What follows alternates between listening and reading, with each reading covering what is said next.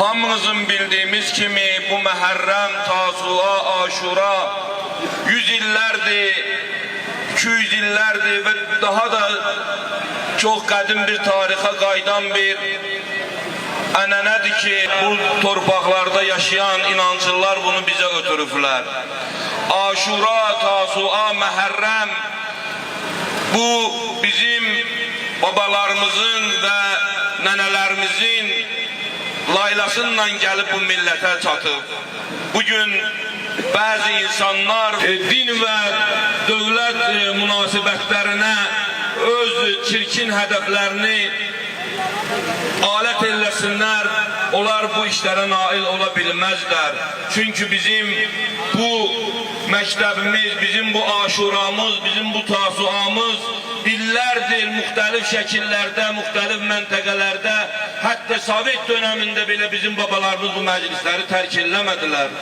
Bizim dinimizin, bu məktəbin, İmam Hüseyin Aleyhisselam'ın məktəbinin əsas şuarıdır.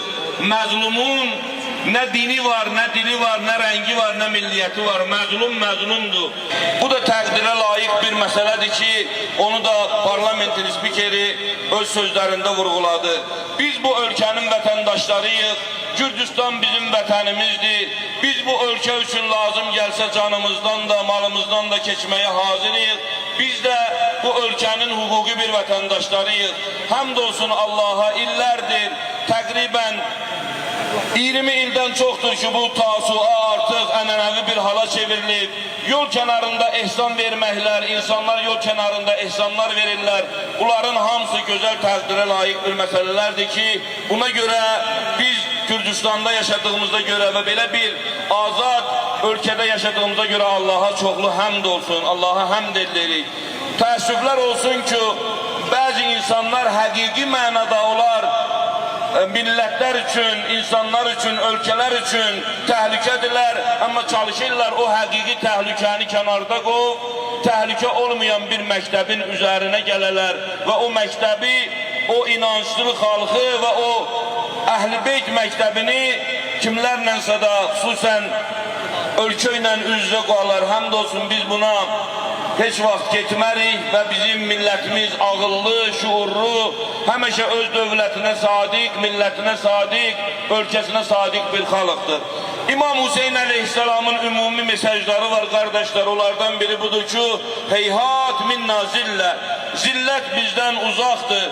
İmam Hüseyin Aleyhisselam'ın aşurasını, tasuasını okuyarak çoxlu insanlar öz xalqlarını əsarətdən qurtarıblar. Bunun çoxlu nümunələri var tarixdə. İmam Hüseyin Aleyhisselam'ın məktəbinin adınla, İmam Hüseynin yadınla, Kərbəla şəhidlərinin yadınla öz xalqlarına həmişə nicat veriblər. Yəni İmam Hüseyin Aleyhisselam Peygamber de buyurduğu kimi İnnəl Hüseynə misbahul huda və səfinətun nicat.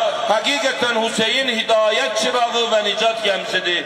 Bir daha hər birinizə öz adımdan, İmam Əli Aleyhisselam məscidinin adından, heyətinin adından, şurasının adından təşəkkür edirəm din xadimlərinə, seyyidlərə, alimlərə, ruhanilərə ki, müxtəlif bölgələrdən gəldilər, əziyyət çəkdiniz. Hər birinizin əllərinizdən öpürəm, hər birinizin gözlərinizdən öpürəm.